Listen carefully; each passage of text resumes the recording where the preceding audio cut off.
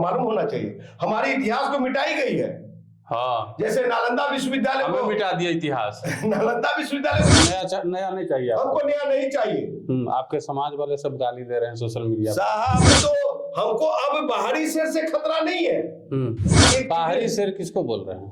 बाहरी शेर सवर्ण लोग। सवर्ण लोग, जी हाँ। हाँ, भीतरी शेर कौन है? भीतरी से ओबीसी है। भीतरी शेर है वो? जी हाँ। अच्छा, आप क्या है? हम लोग तो भाई अभी तक मुख्य धारा में नहीं आए हैं, तो हम लोग तो बकरी हैं। मुख्य धारा में नहीं आए हैं। कैसे? फॉर्च्यूनर से चल रहा है आपका समाज का सब नेता। अच्छा, धारा में कैसे? एक बताइए, परेशान है आपको तो दलित वोट? परेशान इसलिए सुनिए, दलित वोट दे या न दे, वोट देता है चिराग पासवान को। कौन खतरनाक है? यादव, कुर्मी, कुशवाहा, धानु, ये सब सभी शोषण कर रहे, दोहन कर रहे हैं हम लोगों को। सवर्ण समाज के तमाम विरोध के बाद आखिरकार सुप्रीम कोर्ट ने यूजीसी बिल पर रोक लगा दिया। सरकार को नए सिरे से ड्राफ्ट तैयार करने का निर्देश दिया गया।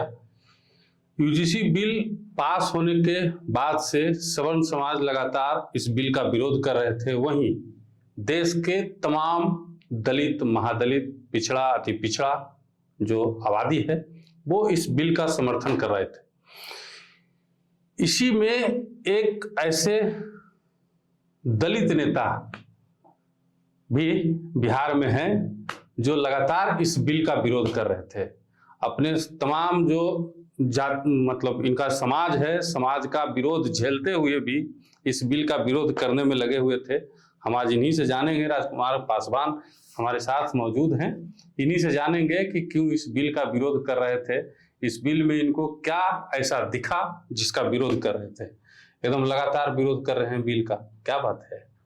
देखिए, यूजीसी ने जो खेल खेला है उस खेल का मैं विरोध कर रहा हूं, क्योंकि हमारा समाज जो देश का अनुसूचित जाति जनजाति आज जो खतरे में है और कल को नव सामंतवादी के द्वारा काटा ना जाए, मारा ना जाए, इसलिए मैं बचा रहा हूं। जिस तरह से बाबा साहब आम्बेडकर ने डबल इलेक्ट्रोल का जो मांग किया था, डबल इलेक्टोरल, इलेक्ट्रोल का, तो उस इलेक्ट्रोल के माध्यम से समाज को कुछ देना चाहते थे। आज मैं भी इस विरोध के माध्यम से समाज को बचाना चाह रहा हूं, क्योंकि भारत सरकार के सरकारी आंकड़े हैं, बिहार सरकार के सरकारी आंकड़े हैं कि बिहार में जितने भी थाना देखिए, जितने भी केस मुकदमा देखिए, वो किनके किनके बीच है? पिछड़ा और अनुसूचित जाति जनजाति, पिछड़ा, अनुसूचित जाति और पिछड़ा से लड़ाई है। 10% मार्क्स स्वर्णों से हमारी लड़ाई चल रही है थाना में। लेकिन जब अगर हम लोग 85% की बात कर रहे हैं, तो फिर ये पिछड़ा लोग हमारा जमीन क्यों हड़प ले रहा है, हमारे लोग को मार क्यों? रही बात है यूजीसी पे, यूजीसी जो एक्ट 2026 इंप्लीमेंट में ला रहे हैं ये, और ये एक्ट को बना रहे हैं, उस एक्ट के बारे में मैं इतना जरूर कहूंगा कि देश के अनुसूचित जाति जनजाति के हित में नहीं है। क्यों नहीं है? कि अनुसूचित जाति जनजाति दोष निवारण अधिनियम 1956 और 2012 के तहत ये सब सिर्फ और सिर्फ अनुसूचित जाति जनजाति के लिए था। अच्छा, वो ओबीसी के लिए बिल्कुल नहीं था। तो मैं ओबीसी का मैं विरोध नहीं कर रहा हूं और नहीं इस लॉ का, मैं सिर्फ ये कह रहा हूं कि अरे भैया, उनको जो भी देना है स्पेशल पैकेज दे दे नरेंद्र मोदी, ये सुप्रीम कोर्ट लागू कर दे, चाहे जो भी कर दे, लेकिन हमारा जो राइट से अधिकार है अनुसूचित जाति जनजाति, उसमें रहने दो। एक तो हमको अब बाहरी शेर से खतरा नहीं है। ये जो यूजीसी पिंजरे में शेर और हमको बकरी समझ करके, और वहां एक बाहरी शेर किसको बोल रहे हैं? बाहरी शेर सवर्ण लोग। सवर्ण लोग, जी हाँ। और आप भीतरी शेर, आप मैंने क्या, भीतरी शेर कौन है? भीतरी शेर ओबीसी है। भीतरी शेर है वो? जी हाँ। अच्छा, आप क्या है? हम लोग तो भाई अभी तक मुख्य धारा में नहीं आए हैं, तो हम लोग तो बकरी हैं। मुख्य धारा में नहीं आए हैं। कैसे? फॉर्च्यूनर से चल रहा है आपका समाज का सब नेता। अच्छा, कैसे? एक चीज बताइए, आप एक चीज बताइए, जवाब दीजिएगा। बिहार में जातीय जनगणना हुई ना? उसमें कितने दलित समाज के लोग आईएएस, आईपीएस, डॉक्टर, इंजीनियर और ये सब चीजें हैं। और ओबीसी में देखिए कितने लोग आईएएस, आईपीएस और ये क्लास 1 ऑफिसर हैं। ये आप आंकड़े देख लीजिए, दूध का दूध पानी का पानी हो जाएगा। आपको याद होगा निशिकांत जी कि जातीय जनगणना को फर्जी जातीय जनगणना करने वाला अगर बिहार में माइका लाल था तो इंजीनियर राजकुमार पासवान, दूसरा कोई नहीं था। ये मैंने कहा तेजस्वी और नीतीश की जातीय जनगणना है, तो आप कैसे करें? आप तो आप उस आंकड़े को देख लीजिए। आप काहे परेशान है? आपको तो दलित वोट परेशान इसलिए, सुनिए, दलित वोट दे या न दे, वोट देता है चिराग पासवान को, वोट देता है साहब चिराग पासवान को, चिराग पासवान को दो, जीतन राम मांझी को दे, चाहे चंद्रशेखर को दे, चाहे रामविलास पासवान को दिया हो, लेकिन हम उस कौम से हैं, उस खून से हैं, हमारी जाति, हमारी समाज है आज खतरे में है, तो हम क्या कटने दें? माने आप ये कह रहे हैं कि ओबीसी से खतरा है आपको? जी हाँ, बिल्कुल। सवर्ण से? सवर्ण से खतरा दिखता का? आज तक तो यहाँ से तक एक्ट ये चला आ रहा है, कहाँ खतरा है साहब? ओबीसी में कौन खतरनाक है? यादव, कुर्मी, कुशवाहा, धानु, ये सब सभी शोषण कर रहे हैं, दोहन कर रहे हैं हम लोगों को, दलित समाज को, अनुसूचित जाति जनजाति भाइयों को। तो साहब हम पिंजरे में रहने वाले नहीं है। हमको जो आजादी थी, जो ये अनुसूचित जाति जनजाति अधिकार अधिनियम 1956 और 2012 में ही रहने दो भैया। हमको नया नहीं चाहिए, हमको नया नहीं चाहिए। आपके समाज वाले सब गाली दे रहे हैं सोशल मीडिया पर। साहब आप देख लीजिए ना, मेरे भी फेसबुक पे लगभग 2 लाख पहुंचने वाले हैं।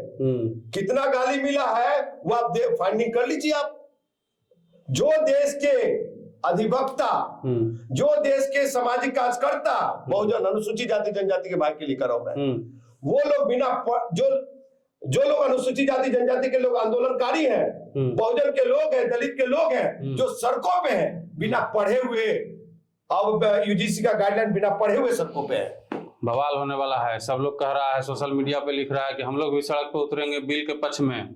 सुनिए, बिल के पक्ष में सड़क पे उतरेंगे, लेकिन आप वहां जा रहे हैं जहां आप काटे जाएंगे, कल को रोगे। जिस तरह से ये चुनाव हुआ और चुनाव के बाद बुलडोजर चलने लगे, उसी तरह ये बिल के बाद सबसे ज्यादा विश्वविद्यालय से और कॉलेजेस से भगाए जाएंगे देश के अनुसूचित जाति जनजाति, वो भी ओबीसी के द्वारा। ओबीसी के द्वारा? ओबीसी के द्वारा, सवर्ण के द्वारा नहीं। सवर्ण के द्वारा नहीं। इसलिए मैं कह रहा हूं, देखिए शोषण हुआ है देश में, शोषण हुई है और हम लोग शोषित हुए हैं। आपको बता दूं, जब मैं इंजीनियरिंग कर रहा था, मैं सरकारी हॉस्टल में था, छात्रावास में था। उस छात्रावास में मेरे दरवाजे पे लात मार के भागने वाले पे एक चीज हमको नहीं समझ में आता है, शोषण कब हुआ? शोषण हुआ उसी का तो बता रहा हूं। कब हुआ? देखिए, पीढ़ी दर पीढ़ी शोषण तो हुआ है। अरे पहले राज मुगल का था, उसके बाद राज अंग्रेज का आया, तो सवर्ण कखनी शोषण कर लिया? यही तो समझने की चीज है। जब वर्ण व्यवस्था, और जब वो जो वर्ण व्यवस्था में बांटे गए, समझे, ये ब्राह्मण, क्षत्रिय, वैश्य और शूद्र, जिस वर्ण व्यवस्था का रोना रोते हैं ना आप राजकुमार जी, या आपका समाज जिस वर्ण व्यवस्था का रोना रोता है, वही वर्ण व्यवस्था से पूरा देश नहीं, पूरा बल चल रहा है। तो क्या हम अगर शूद्र हैं, समझे, अरे तो क्या हम आईएएस आईपीएस नहीं बन सकते? आप लोग बना दिए, रोका जाता है। अरे ये आप लोग बना दिए, नहीं, बीच में अंग्रेज आया बना दिया। आपको बताते हैं, अंग्रेज ब्राह्मण मालूम है कि नहीं, अंग्रेजों ने 1935 में आरक्षण देके गया। आप लोग जानते होंगे कब आरक्षण दिया गया?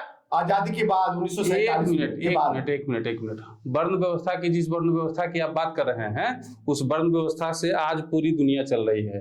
ब्राह्मण कौन है?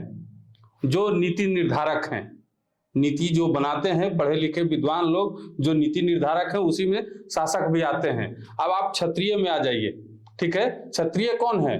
जो उन नीतियों का संचालन करवाते हैं, ठीक है, वो क्षत्रिय हैं, आपकी सुरक्षा करते हैं, सबकी समाज की सुरक्षा करते हैं, वो क्षत्रिय हुए, ठीक है। अब आप आ जाइए वैश्य में। वैश्य में जो राज्य को, देश को चलाने के लिए जो फंड का व्यवस्था करते हैं, उनको वैश्य में रखा गया था। और जो शूद्र उनको कहा गया था, जो कर्मचारी हैं, जो काम करने वाले हैं, हम, आप, ई, ऊ सब, ठीक है, तो ये वर्ण व्यवस्था थी। इसको अंग्रेजों ने किया कि शूद्र में पासवान रहेगा, डोम रहेगा। अंग्रेजी हुकूमत में, हाँ, अंग्रेजी शासन में ये वर्ण व्यवस्था लगभग खत्म था। अगर 100 साल और भी अंग्रेज रह जाते तो आप लोग सबसे ज्यादा खतरे में होते। क्षत्रियों ने तो खून बहाया, क्षत्रियों ने तो खून बहाया हुजूर। सुनिए, सबसे ज्यादा देश का अनुसूचित जाति जनजाति सिपाही रहा, और खून की होली अगर खेली गई देश की आजादी में, लड़ाई में, तो सबसे ज्यादा देश का अनुसूचित जाति जनजाति का। आपको मालूम होना चाहिए, हमारे इतिहास को मिटाई गई है। हाँ, जैसे नालंदा विश्वविद्यालय को मिटा दिया इतिहास। नालंदा विश्वविद्यालय को जलाया ना, हाँ, किसी साजिश के तहत जलाया गया। हाँ, छतरी मिटा दिया इतिहास। अब मेरा ये मानना है, हाँ, कि भैया यूजीसी एक्ट जो है, संशोधन बिल जो लाई जा रही है, कानून जो बनाया जाए, हाँ, उस कानून में हमारा समाज, देश का अनुसूचित जाति जनजाति में फौज नहीं है। हम 85% में हम नहीं जाएंगे। मतलब आप ये साफ तौर पर मान रहे हैं कि ओबीसी आपका शोषक है? बिल्कुल है। हम तो आंकड़े दे दिए बिहार सरकार का, है ना, बिहार सरकार के आंकड़े दे दिए। अब स्वर्णों से हमारी एफआईआर, और कहते हैं ये उत्तर प्रदेश हो चाहे बिहार हो, हाँ, तो और भी टैली कर लीजिए, हाँ, और पिछड़ों से स्वर्ण और पिछड़ों का एफआईआर का कॉपी आप ले आइए, आंकड़े ले आइए, उसमें दूध का दूध पानी का पानी हो जाएगा। मैं अपने आंकड़े नहीं बता रहा हूँ, हाँ, ये राजकुमार पासवान का नहीं है, हाँ, ये बिहार सरकार, भारत सरकार का क्राइम रिपोर्ट है। उस रिपोर्ट के आधार पे मैं बोल रहा हूँ। मैं तो इसलिए जो अनुसूचित जाति जनजाति अधिकार अधिनियम 1956 और 12 है, उसी में देश का अनुसूचित जाति जनजाति को रहने दीजिए।